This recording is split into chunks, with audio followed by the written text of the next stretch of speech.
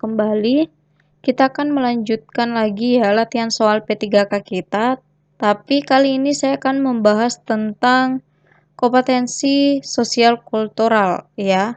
Kompetensi sosial kultural di mana kita tahu ya bahwa ini soalnya mirip-mirip dengan TKP teman-teman. Sama sih dengan manajerial juga mirip-mirip TKP kalau di tes CPNS ya.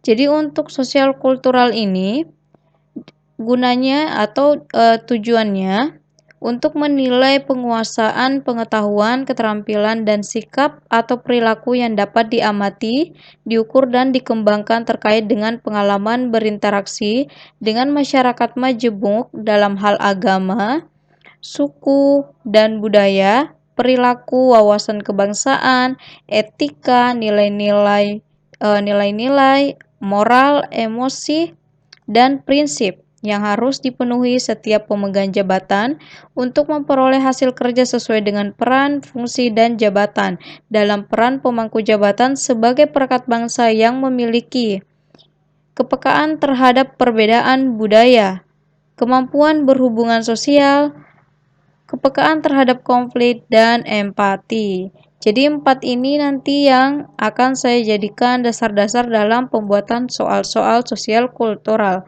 Jadi teman-teman sudah tahu ya sosial kultural itu seperti apa. Saya yakin teman-teman sudah pernah lah lihat soal-soal seperti itu. Oke teman-teman.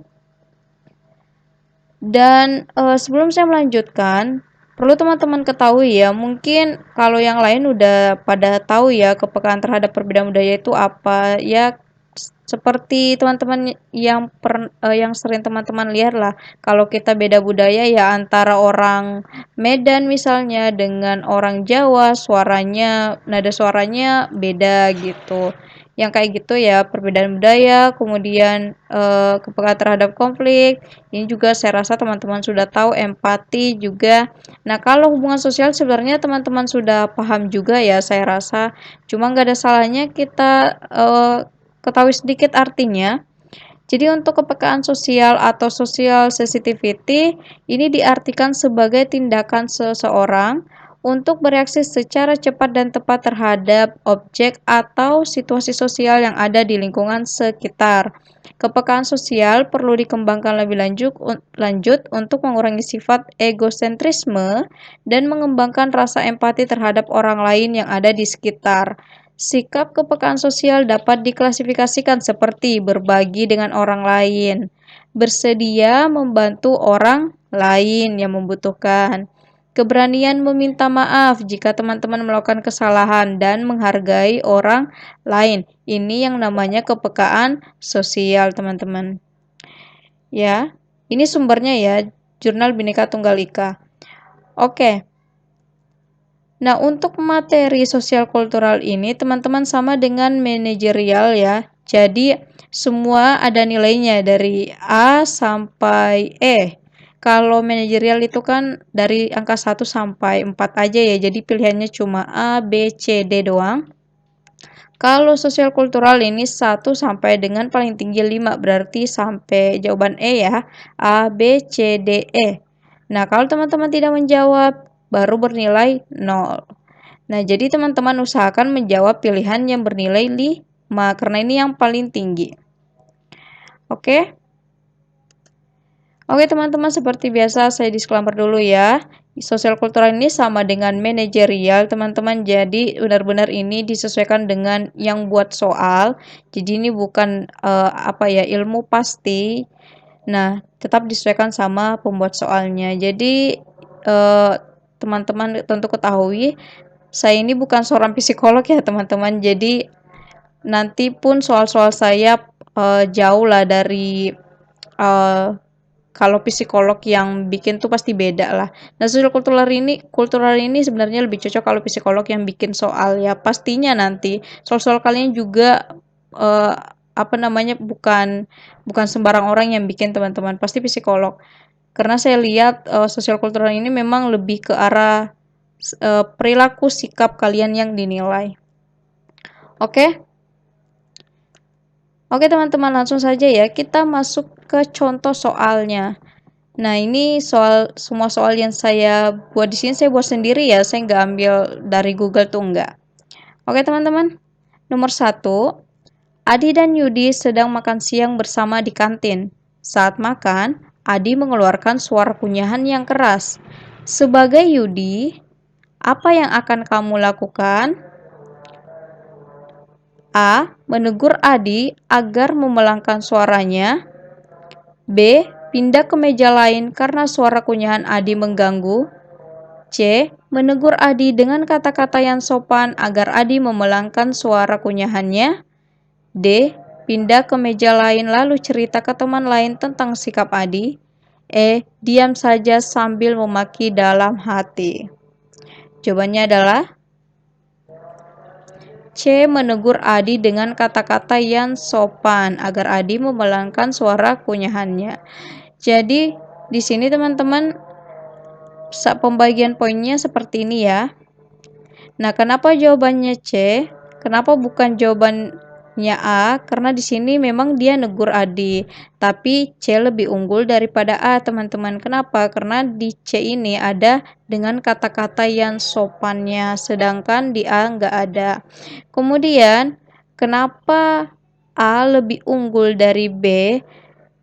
Masih mending A ya, dia itu mau negur Adi agar melangkan suaranya, B langsung pindah ke meja lain. Ya, karena terganggu oleh kunyahannya Adi, gitu. Nah, kita bandingkan lagi B dengan E misal. Ya, kita bandingkan lagi B dengan E. Pindah ke meja lain atau diam saja sambil memaki dalam hati, teman-teman. Mending pindah meja aja ya daripada maki-maki orang dalam hati ya. Oke, kita bandingkan lagi E dan D. Nah, mending E atau D, teman-teman? Mending E ya, dia diam sambil maki dalam hati daripada teman-teman itu pindah ke meja lain terus gosip lagi ke orang lain. Ya, jadi lebih baik diam sambil mungkin maki dalam hati daripada menceritakan kejelekan orang ke orang lain ya teman-teman. Jadi mending E daripada D. Maka pembagian poin yang saya berikan seperti ini. Nah, untuk soal ini sendiri, ini masuk dalam kepekaan terhadap konflik, teman-teman. Oke, kita lanjut ya. Nomor 2, saat kamu sementara bekerja, kamu tiba-tiba mencium bau busuk yang ternyata bau itu berasal dari sepatu rekan kerja kamu yang duduk tepat di sampingmu. Mengetahui hal tersebut, tindakan apa yang akan kamu lakukan? A. Mengajaknya bicara empat mata dan menegurnya. B. Langsung menegurnya saat itu juga. C. Cuek saja karena toh aromanya tidak terlalu busuk. D. Memberi dia kode bahwa sepatunya bau agar dia tidak malu. E. Menyemprotkan pewangi ruangan di bawah mejanya dan di sekitar kamu saat dia keluar ruangan. Jawabannya adalah A. Mengajaknya bicara empat mata dan menegurnya. Oke, kita lihat ya. Jadi situasinya kalian ini sementara kerja nih tiba-tiba cium bau busuk yang ternyata baunya itu berasal dari sepatu rekan kerja teman-teman gitu. Kebetulan dia duduk di samping teman-teman. Nah, mengetahui hal tersebut teman-teman akan bertindak seperti apa gitu ya.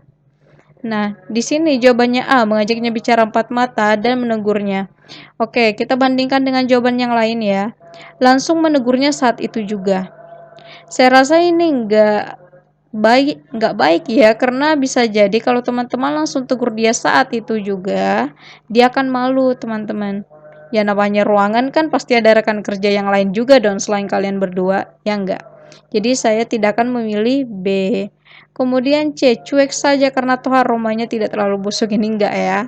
Enggak ya?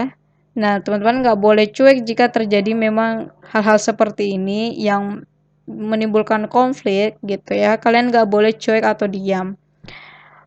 Kemudian memberi dia kode bahwa sepatunya bau agar dia tidak malu. Nah, ini teman-teman masih mending ini ya.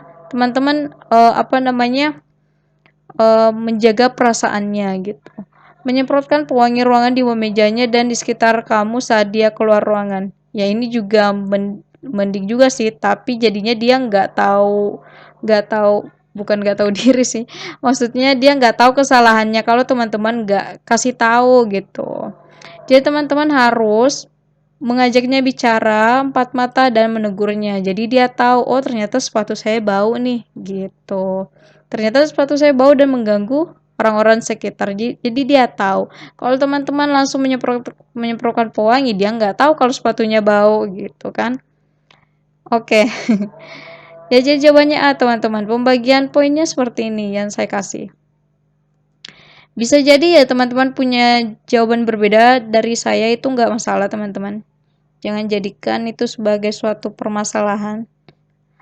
Oke ya, jadi pembagian poin saya seperti ini. Saya kasih poin 5 di sini, poin 4 di sini lebih baik. Karena kenapa? Lebih baik kita kasih kode karena kita setidaknya jaga perasaannya ya. Daripada kita langsung menegurnya saat itu juga.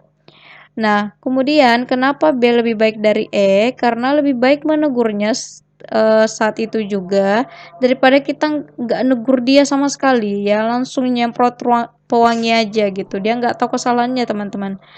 Nah, lebih baik E daripada C karena setidaknya kalau teman-teman itu bertindak ya, ada tindakannya. Kalau C nikmatin baunya tok aja gitu, nggak ada tindakannya ya. Ada loh orang yang kayak gitu teman-teman. Jadi kami seruangan itu merasa terganggu dengan misal ada aroma-aroma busuk, tapi dia tuh diem aja gitu. Ada teman saya yang kayak gitu. Ya, ya sekalian harus bertindak lah kalau ada sesuatu yang memang mengganggu ya, seperti itu. Oke, ini masih jenis soal kepekaan terhadap konflik. Oke teman-teman, seperti ini ya. Oke, kita lanjut lagi. Nomor 3, atasan kamu sangat menyukai kinerjamu di kantor. Kamu selalu datang tepat waktu dan kamu selalu memberikan hasil kerja yang memuaskan bagi atasanmu. Suatu hari atasanmu memanggil untuk masuk ke ruangannya dan langsung memberikan kamu laptop baru untuk mendukung kinerja kamu agar lebih baik lagi. Sayangnya, salah satu rekan kerja kamu iri melihat hal tersebut dan langsung menjauhi kamu. Biasa biasa terjadi ya teman-teman, kalau ada rekan kerja kita iri, ya kita dijauhi gitu. Kita aja bingung loh, kok tiba-tiba dijauhi? Ternyata baru nanti kita tahu kalau dia iri. Oke, dalam situasi seperti itu teman-teman, apa yang akan teman-teman lakukan? Seperti itu kira-kira. Oke, jawaban A, cuek saja karena masih banyak teman yang lain selain dia. Ya, saran saya jika terjadi konflik, jangan cuek ya atau diam. Oke. B, berusaha menjelaskan kepada dia agar tidak marah lagi. Oke. Mengatakan kepada dia bahwa itu adalah milik bersama dan dia boleh memakai laptop itu juga. D. Menyindirnya agar dia mau merubah sikapnya. E. Menjelaskan kepadanya supaya dia termotivasi mengikuti jejak kamu. Jawaban yang benar jelas ya. E. Jadi kita jelaskan kepada rekan kerja kita itu supaya dia juga termotivasi mengikuti jejak kita. Jawabannya E teman-teman. Nah oke, kita lihat jawaban yang lain ya. Cuek aja ini enggak ya. Berusaha menjelaskan kepada dia agar tidak marah lagi. Oke, ini oke. Mengatakan kepada dia bahwa itu adalah milik bersama dan dia boleh pakai laptop itu juga. Ini juga oke. Menyindir itu enggak baik ya teman-teman. Oke, jadi tinggal B dan C kita bandingkan lagi. Kalau teman-teman berusaha menjelaskan itu bagus ya, tapi lebih bagus mana kalau semisal kita pakai C teman-teman. Kalau teman-teman berusaha menjelaskan kepada dia agar dia tidak marah lagi, seakan-akan teman-teman itu tidak profesional gitu loh. Jadi daripada kita berusaha menjelaskan, kita tinggal bilang aja ke dia kalau dia juga boleh pakai laptop itu. Nah, karena biasanya orang yang iri, teman-teman jelaskan kayak gimana pun ya, kalau dia tetap iri ya tetap aja gitu. Nggak ada gunanya kalian berusaha menjelaskan. Jadi menurut saya lebih bagus C dibanding B. Maka pembagian poinnya seperti ini teman-teman. Ini saya kasih 5, ini saya kasih 4, ini saya kasih 3, ini saya kasih 2 menyindir, dan cuek itu saya kasih 1. Jadi jika terjadi hal-hal seperti ini, terjadi konflik, kalian tidak boleh cuek ataupun diam. Kalian harus baca juga ya keterangannya di belakang itu seperti apa. Oke teman-teman, kita lanjut ya. Nomor 4, kamu adalah pegawai baru di salah satu unit kerja di kotamu.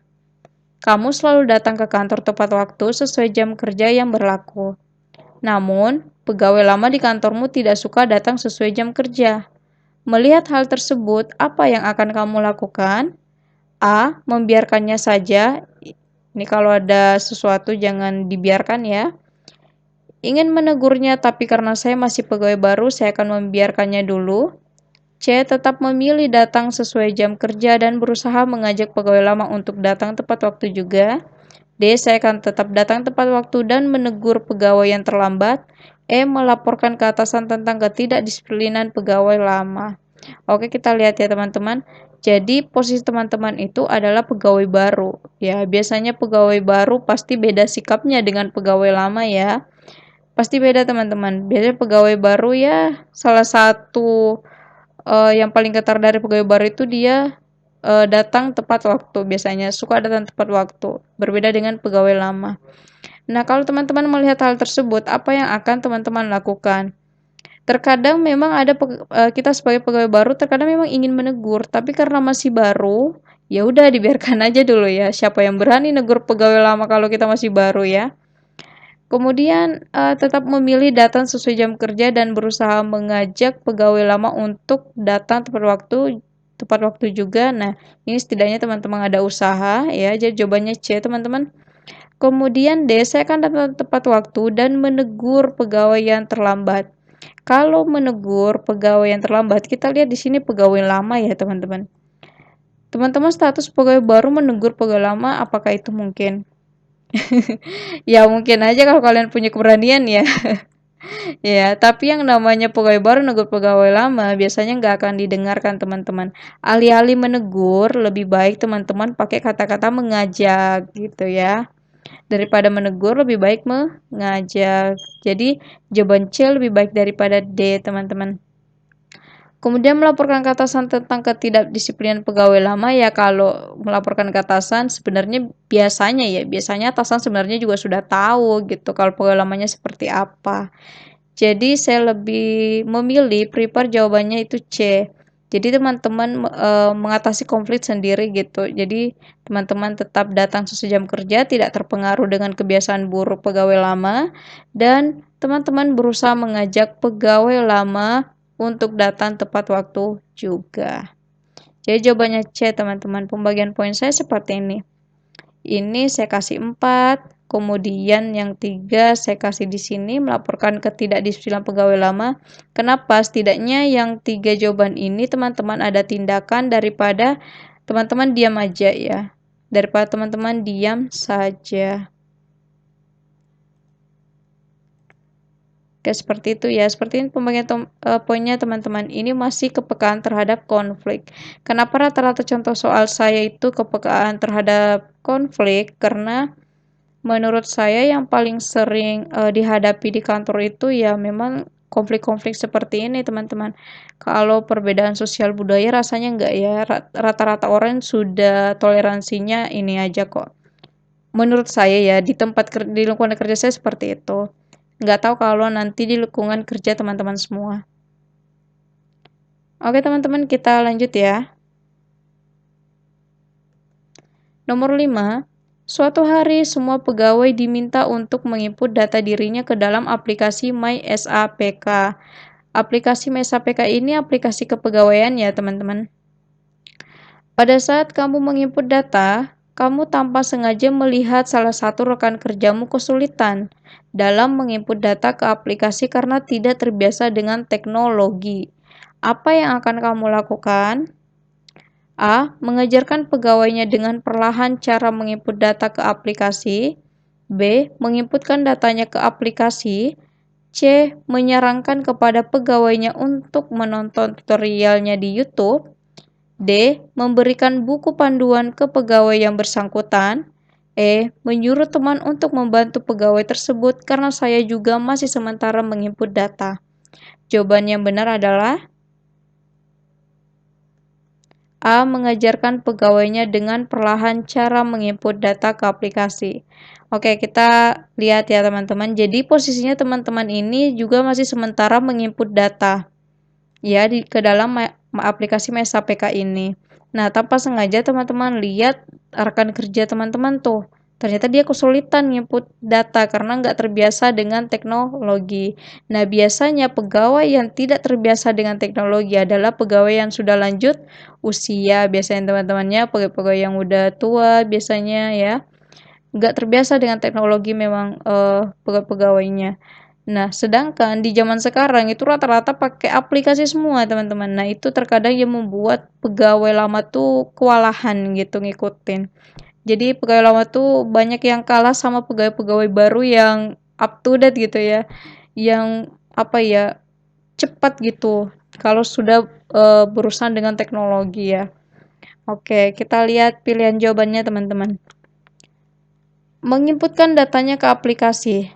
Menurut saya menginputkan datanya ke aplikasi ini nggak akan jadi solusi, teman-teman. Ini hanya akan membuat pegawainya itu bergantung gitu. Sedangkan kita berharap pegawainya itu ya walaupun perlahan lambat ya, beliau itu bisa menginput sendiri walaupun lambat gitu. Setidaknya beliau bisa paham sendiri, tidak bergantung ke orang lain. Nah, itu akan lebih baik daripada menginputkan datanya dia sama sekali jadi nggak tahu aplikasi ini tuh apa. Sedangkan ini aplikasi kepegawaian yang dimana ini tuh tanggung jawab masing-masing pegawai, teman-teman. Jadi saya tidak akan memilih B. Kemudian menyarankan pegawainya untuk menonton tutorial di YouTube ini lebih baik ya. Tapi ya namanya orang tua ya teman-teman, nonton tutorial aja kadang-kadang masih bingung gitu ya. Nonton tutorial aja masih apalagi teman-teman kasih buku panduan. Biasanya tambah nggak ngerti gitu ya, tambah males gitu. Pegawai lamanya lihat buku panduan gitu ya. Kemudian eh ini enggak ya, menurut saya ini lebih baik daripada ini ya menurut saya. Kemudian menyuruh teman untuk membantu pegawai tersebut karena saya juga masih sementara menginput data. Oke.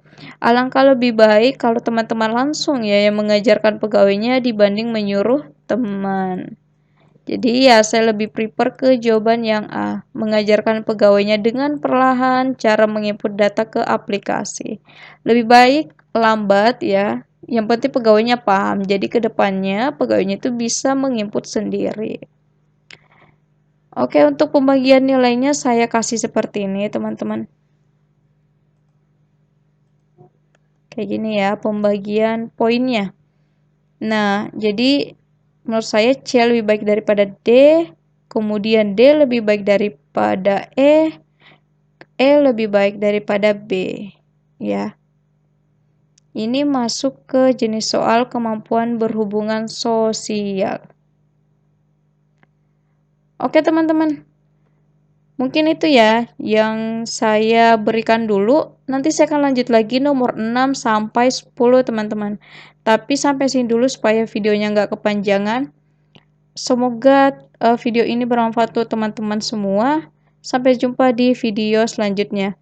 Oh ya, jika ada yang ingin ditanyakan silakan tulis di kolom komentar ya teman-teman.